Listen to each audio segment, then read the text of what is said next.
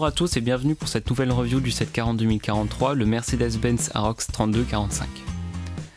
Il possède 2793 pièces et est sorti en 2015 au prix de 220 € sur le site de Lego. C'est un 7 sous licence Mercedes comme son nom l'indique, c'est le deuxième après l'Unimog 90. Tout d'abord laissez-moi vous dire que ce modèle est très imposant, il est très lourd.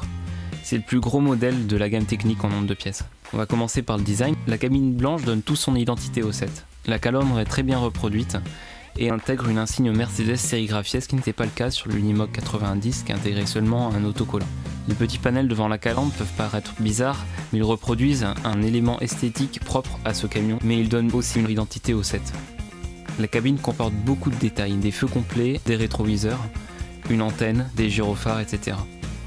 En comparaison avec le camion réel, le garde-boue du deuxième essieu aurait dû être plus bas que celui du premier essieu, mais sur le modèle Lego, le designer a choisi de le mettre au même niveau pour garder de la fluidité dans le design, mais surtout pour que la roue ne touche pas le garde-boue lors du débattement de la suspension. Je trouve que cette cabine est très complète et très bien faite. La grue rouge, qui est juste derrière la cabine, apporte la deuxième couleur principale de ce set.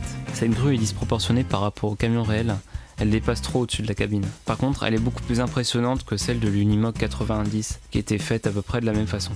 Les tuyaux apportent du détail en plus de se rapprocher du camion original ayant une grue hydraulique. La pince de la grue est assez impressionnante comparée au bras, mais elle est très pratique parce qu'elle est complètement fermée. Les leviers rouges, la boîte de transfert un peu en dessous de la grue, font un peu tache au milieu de l'ensemble noir, mais ils sont indispensables et difficiles à mettre autre part. Au-dessus de l'ensemble de la boîte de transfert et sous la benne, on aperçoit de la mécanique, ce qui renforce l'impression qu'on a affaire à un modèle complexe. Avec leur couleur, les stabilisateurs rouges de la même couleur que la grue nous font comprendre que c'est un élément technique.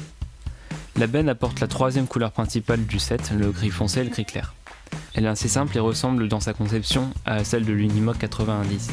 Elle occupe une grande partie du camion. Sur les garde-boue arrière, on trouve des cales qui apportent un peu de réalisme.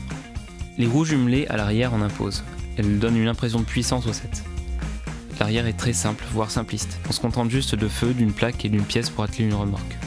Finalement, ce design comporte trois éléments distincts de couleurs différentes, posés sur un châssis noir, mais qui s'accordent très bien sur ce set, procurant un excellent design et donnant une identité particulière au set.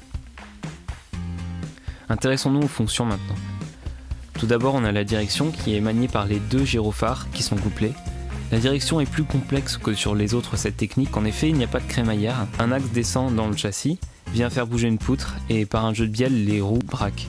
Ce système de bielle et non de crémaillère a été motivé par la nécessité d'avoir un essieu compact et suspendu. L'angle de braquage des deux essieux avant n'est bien sûr pas identique, ceci pour avoir un rayon de braquage correct. La deuxième fonction, le moteur factice, est actionné par les deux essieux arrière tous les deux couplés, ce qui est très rare sur un set technique. Le moteur factice, un L6, est situé sous la cabine, mais il est peu visible car il est situé trop en arrière, on ne voit que 4 cylindres sur 6. Le modèle est bien sûr suspendu, comme sur le modèle original, et il comporte deux systèmes différents. À l'avant, on a une suspension pendulaire avec deux amortisseurs durs par essieu, et à l'arrière, on a des essieux flottants reliés entre eux par une petite turntable, et on a 4 amortisseurs doux pour les deux essieux. Les suspensions sont plus dures à l'avant qu'à l'arrière, mais c'est obligatoire pour soutenir la grue et le poids des piles à l'avant. Le débattement des suspensions est très bon, et cela fait de ce modèle un parfait baroudeur. Les autres fonctions que l'on sélectionne avec deux boîtes de transfert situées entre les deuxième et troisième essieux sont motorisées par moteur L. Pour commencer, on déploie des stabilisateurs qui se déploient assez vite. Les pieds des stabilisateurs sont à déployer manuellement. Ils stabilisent plutôt bien le camion sans le soulever. Ensuite, on va manipuler la grue qui est entièrement pneumatique. On actionne donc le compresseur via la boîte de transfert. La grue comporte 4 vérins, 2 vérins pour les deux articulations, un autre vérin pour le bras extensible et le dernier pour la pince. À l'exception du mini-vérin de la pince, tous les vérins sont de nouvelles pièces. Après avoir appréhendé toutes les fonctions de la grue, la jouabilité s'avère plutôt bonne, même si un réservoir d'air sera apprécié pour avoir des fonctions plus réactives.